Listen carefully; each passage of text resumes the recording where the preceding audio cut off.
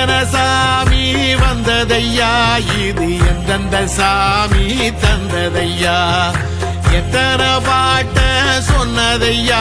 அத சுத்துற பூமி கண்டதையா, அடிச்சு வீசும் காத்துலையும் அந்த தகப்பனாச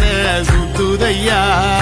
பிடிச்சு பூக்கும் விதையிலும் ஒரு வம்சத்து கதையே உள்ளதையா, 100 தலைமுறை சேர்ந்து செதுக்குன ஈர நலம் இது பாறையா,